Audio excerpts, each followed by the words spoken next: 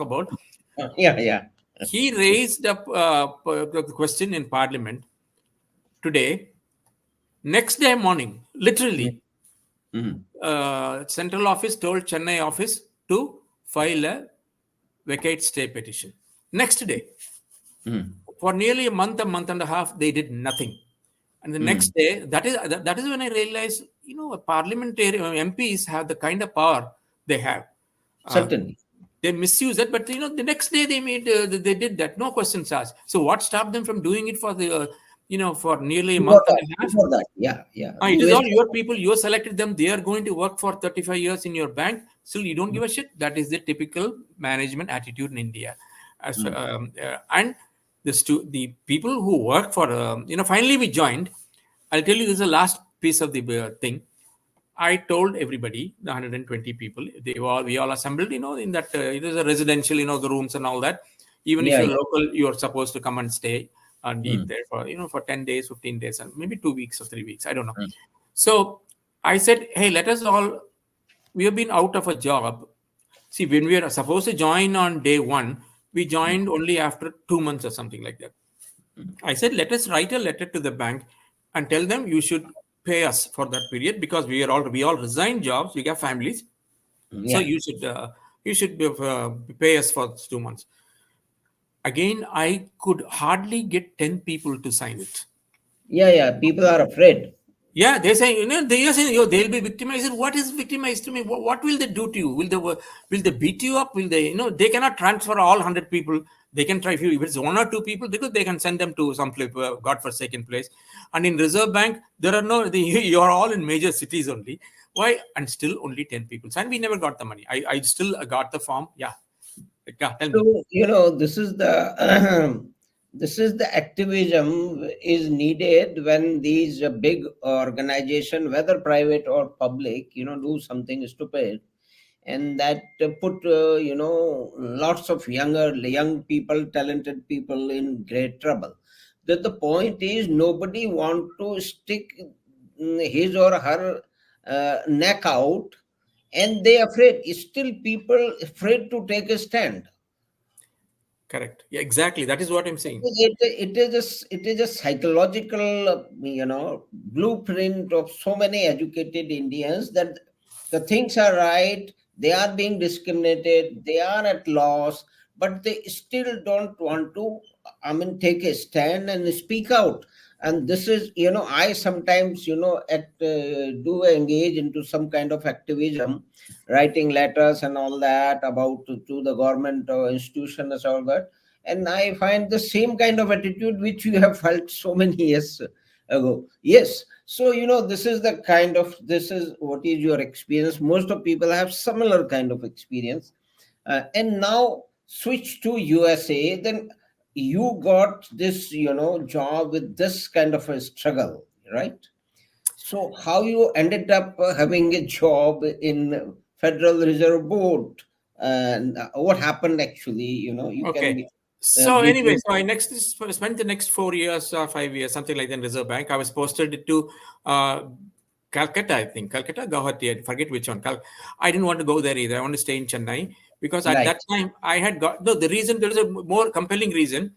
One, I wanted to write the civil service exam. And Yes. two, which in fact, I prepared for the preliminary and passed it also. But my sister had filed for a green card for me, family visa. Okay. So 6 months, 1 year ago, and earlier. I got a letter right after I joined Reserve Bank saying that, hey, your application has been approved, so you're on the wait list. So when your turn comes up, we'll send, you will be eligible to go get a visa and travel. I didn't know at that time. I thought that means in the next 6 months I'll be off to the US, and I wanted to go to the US. That is it. So I after the preliminary exam, which I was cleared, I didn't take the final exam. I didn't prepare, because I thought in 6 months I'm going. Why bother? Have a good time until then, and go. And Right. I did not realize that it would take another 4 years for my wait list turn to come up. So, but anyway, by that time I had crossed 28 also. But since I was going to the US, I lost interest in the civil service also. Right. Um, I was always wanted to travel, and in fact, my brother used to tell me, you're better off going to the US, and obviously you're smart. You just State Bank is a bank, go and do something there. He Mhm. said there's a lot of compromises you have to make in civil service, which is true, which is 100 times worse now. That was in Right. what is it, Right. 84. Anyway, so then I went to the US in 86, I think, and I'll tell you, I went directly. I had two children, a wife and two children were aged for 6 and 1 year old, something like that. So Mm. I took a big risk, but I took a only a leave of absence from Reserve Bank of India. I didn't resign Mm. for 2 years for doing my MBA or something like that. I got some admission letter in some university, and they gave Mm. it to me. That's it. These are all possible in India.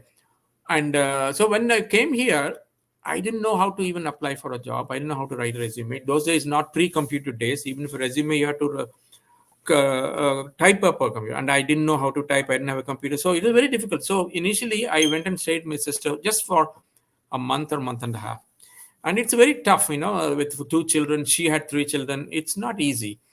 Yeah. So I Super. don't blame her. Mm. So I shifted to my own apartment, really cheap apartment, and for 2 or 3 months, both me and my wife worked in McDonald's. You're talking about working in the kitchen. Yeah. Yes, I flipped burgers, so to speak. On the hamburgers, flipping. Yeah. um, my wife was at the counter because she was, a lady, and she was reasonably good looking and all that. She was put on the counter. I was not a good looking girl. I was a middle Indian guy.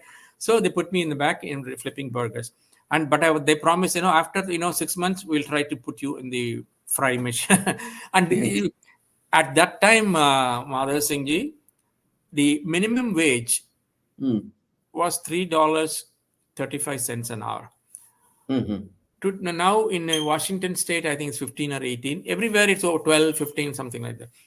And Yeah. the lady she's actually a girl who hired me at McDonald's. She said, "Oh, so I see you got a good experience with State Bank, with banks and all that. And this is for flipping burgers, right? But Mm. since you got so much experience, I'm going to Mm. pay you $3.60, not $3.35." I said, "Oh, Okay. wow, okay, I'm going to get rich." Anyway, so I did it for 2 months. Then both of us did it for 2, 3 months. Then I got a bank job as a clerk Mm. in a bank, not as an officer or anything. They don't call it officer; they call it professional job, so Mm. which is better, which is much better than this. And that when I was working there, I worked there for nearly a year. When Mm. I met that girl, I told you recounted that she was working for the Federal Reserve. She had Mm. come to our bank where I was working as a clerk as part of an inspection team, and Mm. she had come to my department to get some documents. Inspection, you go to various departments, you ask for documents, right? Right. For reports. So she said, then she also, and then since she was in the Federal Reserve, she she herself told me, and she found, at that level, people are incredibly, I shouldn't say stupid, very underinformed. They don't know anything at the clerical level. Even the professional level, Indians are much better. The educated Indian I'm talking about is much Right. better. Right. That is right. Yes. Yeah, and she told me, someone like you, you should be. And she was asking me what I used to do. Then she said, someone like you should be working for us, meaning the Federal Reserve. And I Mm. said, how do I get a job? I don't know how to even apply that. He said, I'll send you something. It is just, what we do. Uh, Mm. and she was basically the inspection team. They call it examination. So exactly what I was doing in the Reserve Bank. And Mm. she said, I'll send it to you through our bank network. You read it, and if you're interested, you just send it an application. They send it to this person. And that's how I sent it. And then initially, you see, so it's so informal. In Reserve Bank of India, you have to apply nationwide. There's an ad, your draft, demand draft, 55% or something in a graduate, undergraduate, and then you apply, Mm. and then exam. All those things you have to go through. Here, nothing. Mm. Mm.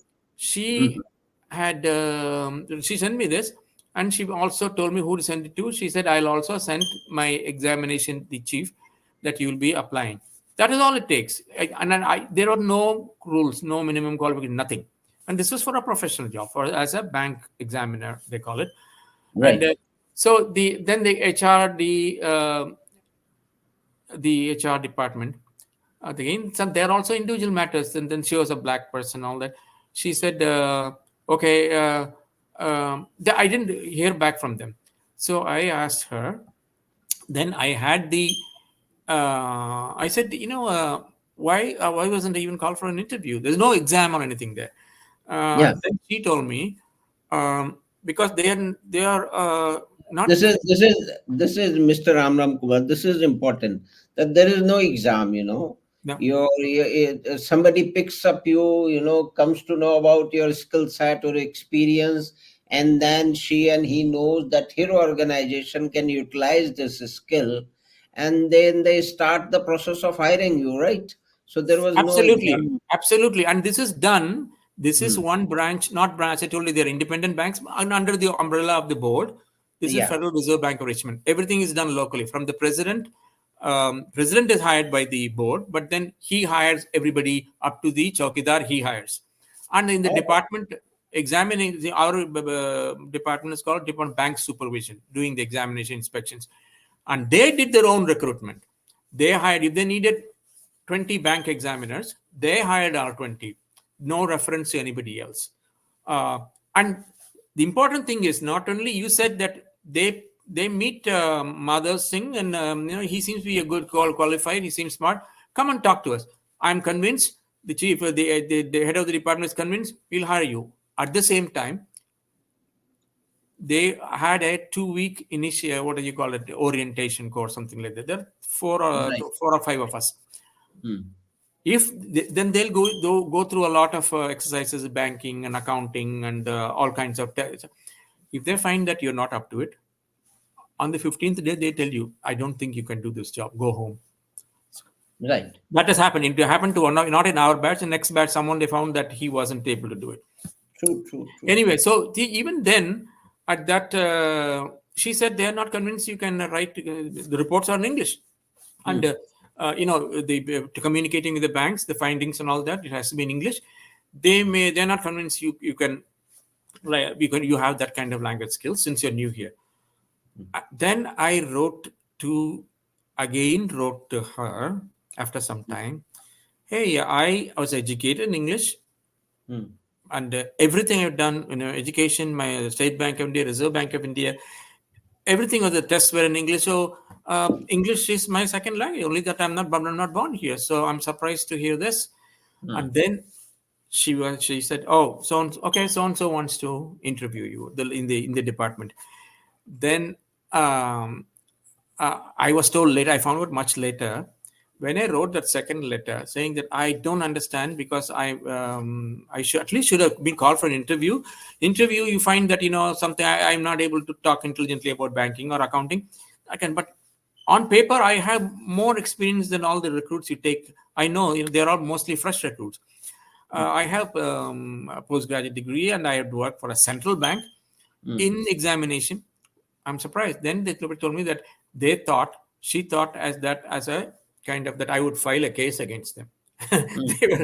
They thought I was threatening them with a legal action, which I Hmm. wasn't. I didn't even have any idea that is possible.